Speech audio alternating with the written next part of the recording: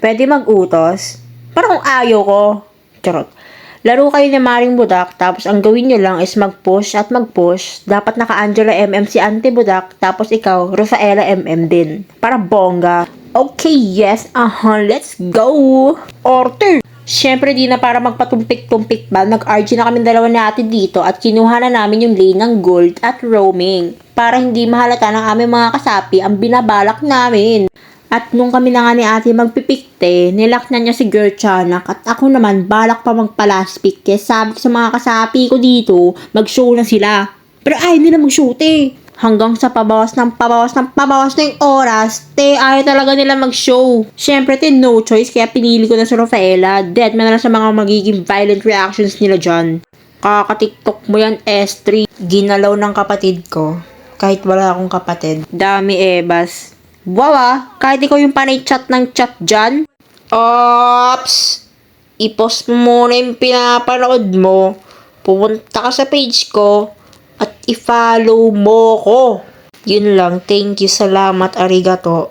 Kaya hindi ko malusot yung kamao ko sa screen ng Lansutot. Kaya kay Bea ko na lang binubus yung galit ko. Ay! Talagang nanood lang siya at ayaw akong i-follow oh. Sige na isang pindot lang naman yun eh. Parang ano naman eh. Ay talagang palaban ka din Mr. Maynard. Kay sayang na buhay pa, isang one hit na lang yun. Nung pagkabuhay ni Bea, akala niya wala na kami dito Tas nung dumaan siya sa damo, nagulat siya kasi nandito kami dalawang impacto. Tapos hindi naman halatang pinindot mo na lahat Mr. Maynard no. Halo ba? Ay namatay pala si ate. Pero okay lang dahil patay rin naman naman si Bea. Pero ang kulit itong batang bunana na to, ayaw matigil-tigil. Akala mo di kita papalagan be? Saluhin mo lahat, maldita ka. Hindi na makatao yung ginawa sa akin. Kaya nung pagkabuhay naman namin, agad kami pumunta dito at nang gulo. Akala namin makakamit na namin yung hustisya dito, not until nagpaulan ng bala si Bea, sinabayan pa ng ulti ni Bunana, at ayun, matanggalan kami ng pagbumuka dito Ay, dowo nga naman.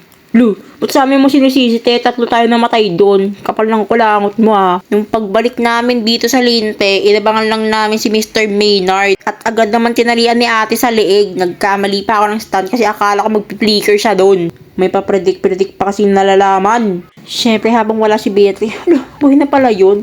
Magpupush lang kami, dead mas sa'yo be. Push tower lock, push! O diba wala sang nagawa.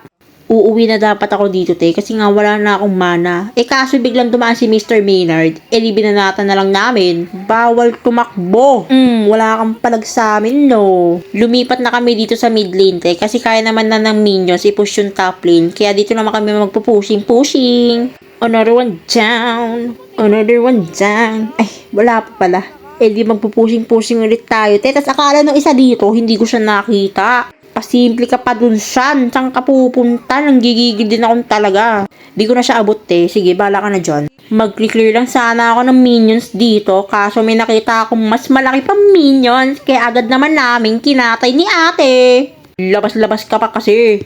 Inanong Natalia yung mage namin. Kaya aanuhin rin namin siya. Yan ang dapat sa'yo. Nang aano ka kasi. Isa ka pa Mr. Maynard. Inaano mo yung tiyanak namin. Ano kayo ng ano?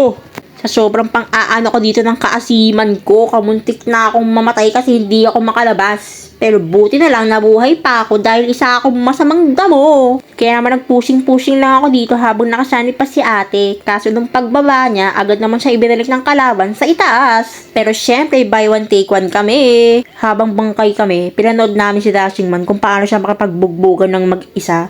At wow! Wala akong masabi. Talagang wala akong masabi hindi ko na alam. Kung ako walang masabi, si ate may masasabi. What a nice! Sus! Wag ka na magpalisot Dashing Man. Kasi wala namang may pakialam. Basta nung nakita namin yung Natalia dito na pauwi, hinabol namin yan. Hanggang sa dulo ng walang hanggan. Ang OA naman ng busy invisible girl. Bahala ka na nga dyan. Nakasalubong namin si Goshen Beto di syempre anong gagawin? Di kakatayin. Ang bilis ng basic ka na. O kalma Bea, ikaw din makakaranas. Aray! Mas masakit pala siya Nakakita ng pagkakataon si ate dito. Go Uy! End mo na yan. Push tower lock and go. Go, that was a bashers. Tower lock.